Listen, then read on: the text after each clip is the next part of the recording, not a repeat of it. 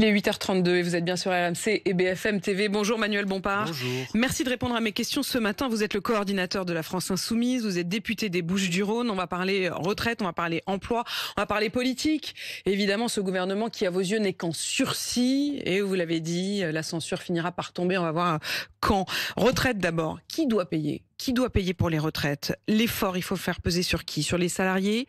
Sur les entreprises ? Voire sur les retraités eux-mêmes? D'abord, si on veut, comme je le souhaite, abroger la réforme des retraites de Madame Borne, c'est-à-dire revenir dans un premier temps au moins à l'âge de départ à la retraite à 62 ans, il faut effectivement des financements supplémentaires. Et je crois que ces financements, en tout cas c'est les propositions que nous avions fait dans le débat parlementaire, ils peuvent passer par exemple, en tout cas c'est ce que nous avions proposé, par une légère surcotisation pour les plus hauts revenus, les gens qui gagnent plus de 8 000 euros par mois, qui pourraient payer une légère surcotisation qui permettrait de financer l'abrogation de la réforme des retraites. Et puis on peut aussi financer le régime des retraites en organisant le retour à l'emploi d'un certain nombre de personnes. Vous savez qu'à chaque fois qu'une personne travaille, elle paye des cotisations et donc elle contribue au financement du régime de retraite. Et on va le voir sur le front de l'emploi, en ce moment, c'est plutôt fragile, justement. Et je vous donne un dernier exemple. Si vous avez des mesures volontaristes et contraignantes pour l'égalité salariale entre les femmes et les hommes, vous pouvez générer 10 milliards d'euros de recettes supplémentaires pour notre régime de retraite. Donc il y a plein de manières de pouvoir financer le régime des retraites. Mais puisque votre question fait référence à la proposition qui a été faite hier par la ministre du Travail, qui propose, je crois... Elle propose de taxer davantage les retraités qui, je cite, peuvent se le permettre, et elle fixe à autour de 2000 voire 2500 euros par mois de retraite, de pension de retraite, ce qui pourrait être taxé davantage. Mais d'abord, je trouve ça scandaleux d'un point de vue démocratique, puisque en fait, c'est précisément la même logique que celle qui était dans le projet de loi de finances de la sécurité sociale de Monsieur Barnier. Vous savez, quand il proposait de reporter la revalorisation des pensions de retraite au 1er janvier, et finalement il proposait de les reporter au 1er juillet, et puis dans un deuxième temps il proposait de ne pas revaloriser les pensions de retraite pour ce qu'il considérait comme étant les retraités les plus aisés. Mais en fait cette mesure elle a été censurée, c'est-à-dire qu'il y a une majorité de parlementaires qui a fait tomber le gouvernement de Monsieur Barnier précisément, en particulier sur cette mesure. Donc si cette mesure a été chassée, c'est pas pour qu'elle revienne 2 jours après par la porte. Mais alors si je vous suis dans cette logique-là, ça veut dire que rien de ce qu'il n'y avait dans le budget avant la censure ne devrait être repris? Non, je dis que les points qui ont été manifestement les points qui ont conduit à la censure du gouvernement de Michel Barnier, d'un point de vue démocratique, on peut quand même considérer qu'il ne s'agit pas aujourd'hui de venir les ramener. Vous dites qu'il faut faire à un moment contribuer les plus aisés. Oui. Quand la ministre du Travail dit il faut faire contribuer les retraités les plus aisés, vous dites c'est pas ce qu'on veut. Mais franchement, Apolline de Malherbe, un retraité qui gagne 2000 ou 2500 euros par mois, c'est pas parmi les pourcentages de la population les plus aisés dans notre pays. C'est pas vrai. Enfin, je veux dire, vous en sortez pas si bien que ça aujourd'hui avec une pension de retraite de 2000 ou 2500 euros par mois. Donc, si on veut organiser, parce qu'effectivement, moi, je suis favorable au partage de la richesse, à une plus grande solidarité. Mais pour ça, on a des outils fiscaux pour le faire. C'est par exemple une réforme fiscale qui permet de rendre plus progressif l'impôt sur le revenu pour que les très hautes fortunes contribuent davantage. Par exemple, dans le débat budgétaire, nous avions proposé une taxe sur le patrimoine, par exemple, de 1% sur le patrimoine des milliardaires. Ça, par exemple, vous voyez, ça concernait 147 personnes et ça permettait de faire rentrer dans les caisses de l'État 14 milliards d'euros. Donc on ne touche pas, Manuel Bompard, aux retraités. Non, je pense qu'on a des règles, on a la revalorisation des pensions de retraite chaque année, ça concerne tous les retraités. Et ensuite, si on veut renforcer la justice fiscale dans notre pays, et moi j'y suis favorable, ça passe par l'impôt sur le revenu. Par exemple, on crée 14 tranches d'impôt sur le revenu pour que les 1% les plus riches, les 0,1% des plus riches payent effectivement à proportion de leurs revenus, ce qui n'est pas le cas aujourd'hui. Quand on sent bien que ça tourne quand même autour de cette idée, à un moment ou un autre, de taxer davantage les retraités, parce qu'il y a eu cette proposition de la ministre du Travail hier. Alors, le gouvernement a immédiatement dit qu'elle parlait en son nom propre, et donc c'était pas forcément la position du gouvernement. Mais du côté, on le voit bien, du MEDEF par exemple, il suggère de supprimer l'abattement de 10% sur l'impôt sur le revenu des retraités.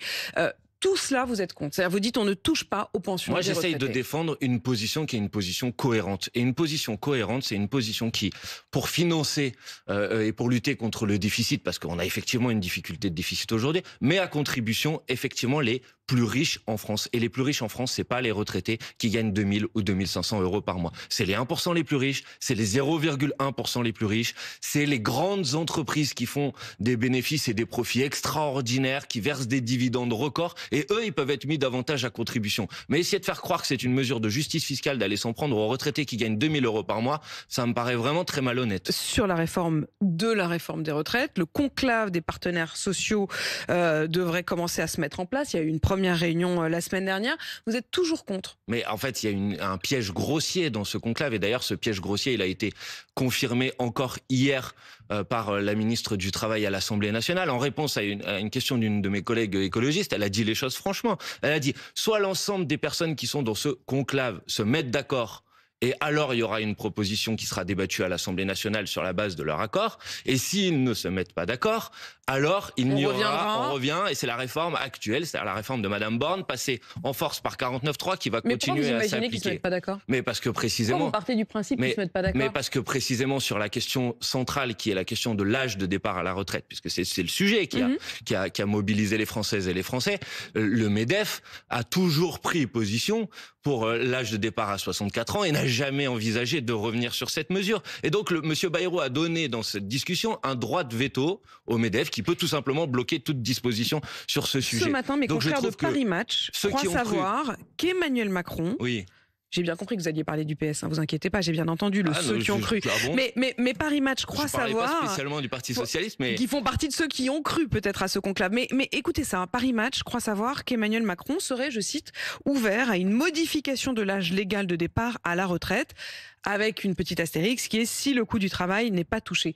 Mais imaginons, parce qu'effectivement, vous partez du principe que personne ne se mette d'accord. Imaginons d'abord que les partenaires sociaux se mettent éventuellement d'accord et aboutissent dans leur discussion. Imaginons aussi qu'un Emmanuel Macron, finalement, lâche du lest autour de la question de l'âge et qu'à la fin, il se retrouve avec peut-être pour tout le monde un an de gagné, qu'on se trouve aller entre vos 62 ans et les 64 ans actuels à 63 ans. Est-ce que vous dites pas et est-ce que les Français ne se diront pas ça s'est fait sans eux, sans vous? Mais imaginons que vous gagnez au loto demain, moi je serais content pour vous. Non, mais là, on n'est quand même pas dans du hasard pur. On n'est pas dans du hasard pur, mais à un moment, je veux dire, faut prendre les gens au sérieux sur les positions qu'ils ont exprimées. Je veux dire, le MEDEF et le patronat a toujours eu une position très claire sur le refus de revenir sur la réforme de Madame Borne. Donc, si demain ils ont une révélation, c'est très bien, j'en serais très heureux. Je vais vous dire franchement les choses. Si demain ils ont une révélation et qu'on peut revenir et abroger la réforme des retraites, j'en serais très heureux. Mais quand même, dans notre démocratie, il y aurait quand même un principe de base, c'est que on devrait pouvoir avoir au moins le droit de pouvoir en débattre à l'Assemblée nationale et de pouvoir voter sur le sujet. Mais vous trouvez pas ça bien que les partenaires sociaux en débattent? Mais évidemment que j'ai pas de problème avec le fait que les partenaires sociaux en débattent, c'est pas le sujet. Le problème, c'est que à la fin, si les partenaires sociaux ne sont pas d'accord, alors c'est la démocratie parlementaire qui devrait trancher sur le sujet. Or, on sait très bien qu'à l'Assemblée nationale, il y a une majorité pour abroger la réforme des retraites. Mais quand nous avons inscrit ce texte à l'ordre du jour, c'était dans notre niche parlementaire il y a à peu près 1 mois et demi, les députés du MoDem, c'est-à-dire de monsieur François Bayrou, ont pourri la discussion, on l'ont empêché d'aller à son terme en déposant des amendements d'obstruction. Donc vous pensez qu'ils ne sont pas honnêtes? Je pense que c'est un piège, que François Bayrou gagne du temps, qu'il espère comme ça pendant 3 mois ne pas être censuré, mais qu'à la fin ça ne conduira pas, malheureusement je le regrette, à l'abrogation de la réforme des retraites. Et encore une fois, ça a été encore confirmé hier, parce que vous pouvez pas essayer de faire croire aux gens des choses qui ne correspondent pas à la réalité. La vérité, c'est que s'il n'y a pas d'accord de tout le monde dans ce conclave, c'est-à-dire que tous les gens qui sont autour de la table ne se mettent d'accord, alors s'il n'y a pas d'accord, alors c'est la réforme actuelle qui continuera à s'appliquer. Donc je vous le dis franchement, je ne crois pas que ce conclave aboutira sur un miracle. Vous n'y croyez pas du tout à ce conclave. Est-ce que ceux qui y croient, c'est-à-dire la CFDT, la CGT réserve pour l'instant, mais ne dit pas non, mais réserve encore un peu son idée de participation ou pas. Et puis du côté des politiques, le Parti socialiste, est-ce que ça veut dire que pour vous, ils sont en train de se faire complètement avoir? Bon, d'abord, moi, j'ai pas à commenter les décisions des organisations syndicales. Elles font leur choix. Je comprends que certaines se disent, il y a peut-être un endroit dans lequel on peut venir arracher des choses. Il y a un truc à gagner, quoi. Et je comprends. Et en même temps, je crois que les réflexions, elles existent aussi dans les organisations syndicales, dans les communiqués qu'elles ont produits, qui dénoncent le caractère vicié du processus, à la fois pour les raisons que je viens de vous indiquer. On est au minimum vigilante. Et à la fois pour les prévisions budgétaires complètement loufoques qui ont été mises sur la table par François Bayrou, puisqu'il a intégré, en fait, dans le calcul du déficit déficit du régime de retraite, le fait que l'État verse chaque année les retraites des fonctionnaires. Je veux dire, c'est pas sérieux, c'est pas honnête, c'est une manière de présenter les choses qui est tout à fait biaisée. Donc ça, c'est leur choix. En fait, moi, après, je ne reproche pas à des gens de croire ou de ne pas croire à la possibilité d'y parvenir. Par contre, je reproche à des gens de dire quelque chose qui ne correspond pas à la réalité. Quand, encore il y a quelques jours, je voyais Olivier Faure dire en tout état de cause, à la fin, c'est l'Assemblée nationale qui votera sur le sujet. Ce n'est pas vrai. Ça ne correspond pas à la réalité de ce qui est Donc sur la table. Donc il n'est pas juste en train de se faire avoir, il est en train de participer pour vous à une forme de mascarade. Soit il est naïf, soit il essaye de justifier en quelque sorte sa décision de non-censure. Et pour ça, il tord un peu la réalité des faits. Je vais y venir dans un instant à la question aussi du nouveau Front populaire. Mais quand vous dites c'est pas très honnête la manière dont les choses sont présentées, est-ce que le rapport de la Cour des comptes, vous estimez qu'il sera honnête? Est-ce que vous faites confiance à la Cour des comptes? Mais en fait, il n'y a pas besoin d'un rapport de la Cour des comptes, Apolline de Malherbe. Il y a déjà quelque chose qui s'appelle le Conseil d'orientation des retraites et qui dit, par exemple, que ces 3 dernières années, le régime de retraite, il a été excédentaire en France. Donc après, à plus long terme, à horizon, long terme, ils estiment que ce ne sera plus le cas. Mais et voilà. Bon, mais souvent, ils ne prennent pas en compte, par ailleurs, les effets indus par le report de l'âge de départ à la retraite, pour que les gens qui nous écoutent le comprennent. Si vous reportez l'âge de départ à la retraite, ça veut dire que vous avez des gens qui, d'habitude, étaient à la retraite, qui finalement vont être sans emploi, donc ils vont devoir être indemnisés parce qu'ils sont au chômage, par exemple. Donc pour vous, ça sert à rien de demander à la Cour des comptes? Non, on en a besoin. On a déjà les données. Mais je vous repose la question, puisque la Cour des comptes va faire ce rapport, est-ce que par avance, malgré tout, vous faites confiance à la Cour des comptes? Est-ce que vous pensez que la démarche de la Cour des comptes est une démarche neutre, honnête?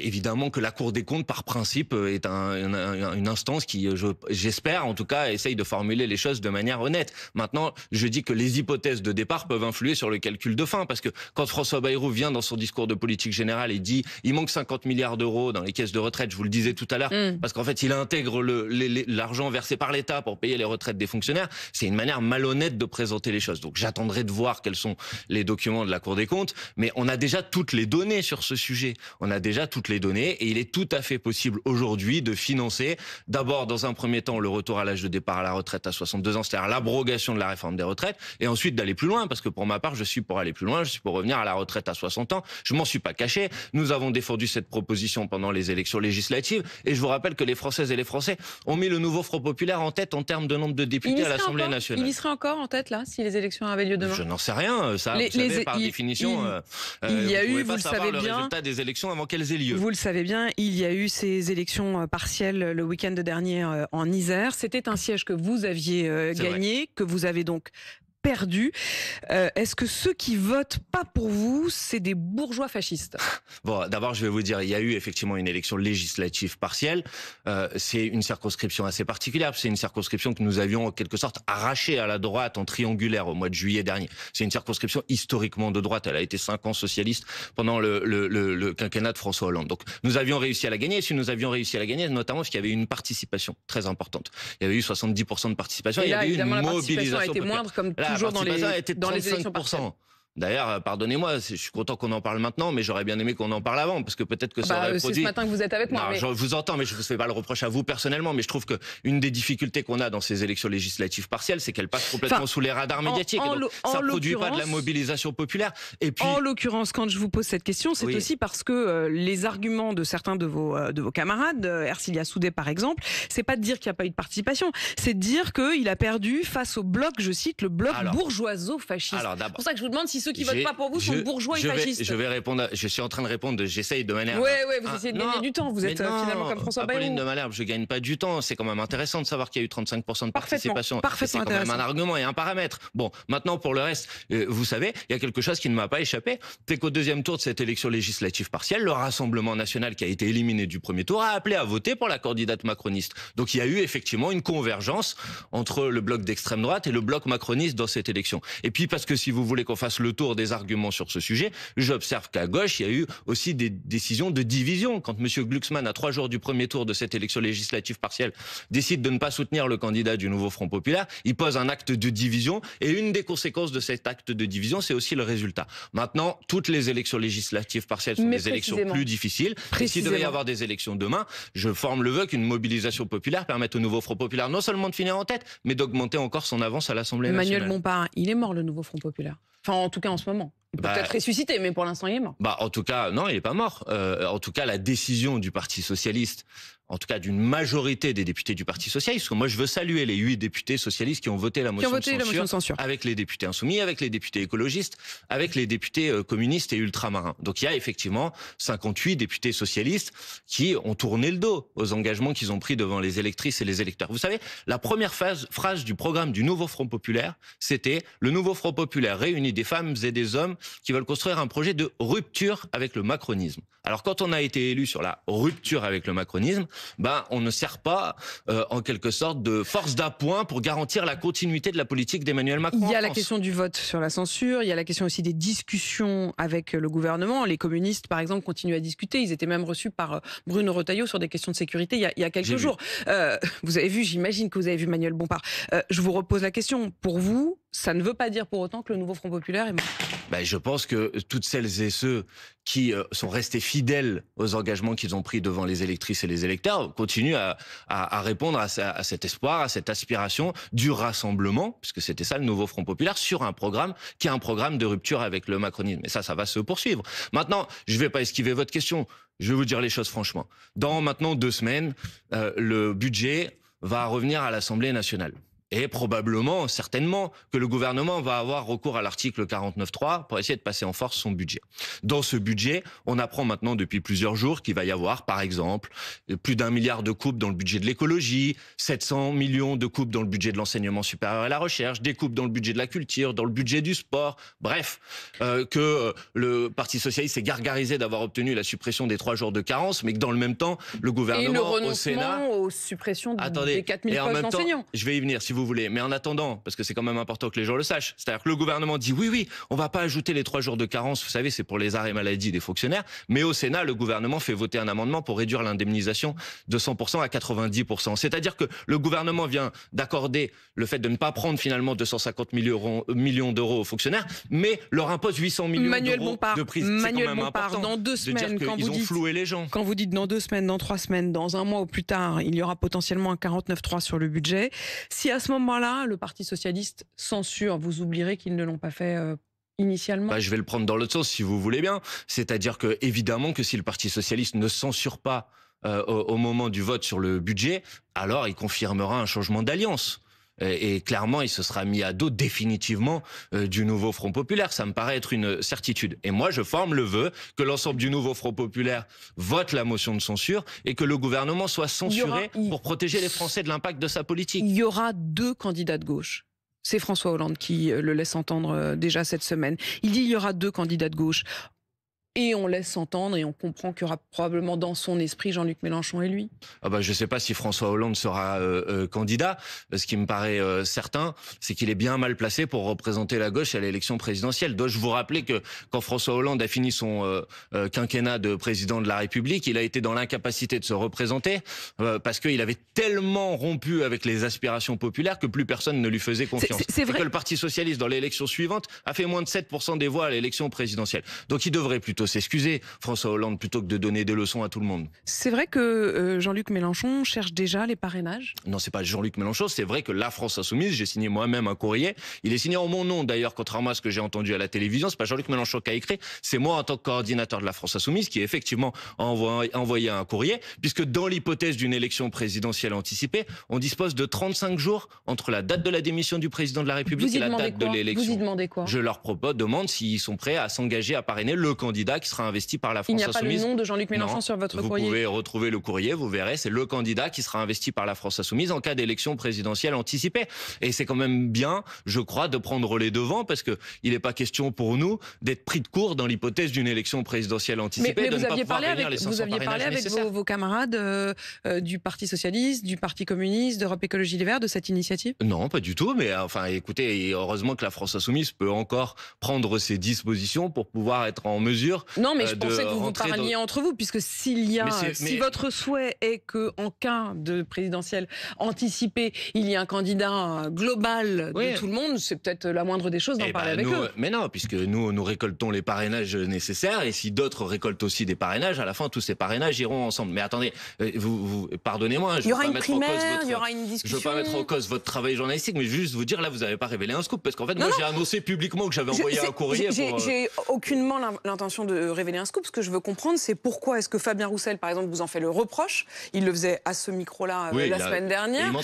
Et probablement parce qu'effectivement, il estime que vous auriez pu appeler vos copains avant. Non, mais parce qu'il voulait polémiquer avec nous. Mais vous savez, d'ailleurs, il disait des choses inexactes, puisqu'il disait Jean-Luc Mélenchon a envoyé un courrier pour demander. Tout à fait, c'est pourquoi je vous demandais si son nom était sur. Il suffisait de lire le courrier qu'il avait manifestement sous les yeux pour savoir que ce n'était pas vrai. Pour répondre à votre question, je pense qu'une force politique comme la France Insoumise, qui a fait 22% des voix à la dernière élection présidentielle, qui a organisé le rassemblement, c'était la NUPES puis le NFP, autour d'un programme très largement inspiré du programme de la France Insoumise, qui est le groupe parlementaire qui dispose du plus grand nombre de députés à gauche. Je pense qu'une force politique comme la nôtre, elle a une responsabilité en cas d'élection présidentielle anticipée. Et cette responsabilité, c'est de proposer une candidature en espérant que ça puisse être une candidature commune. Et donc, vous commune. faites tout pour y être prêt.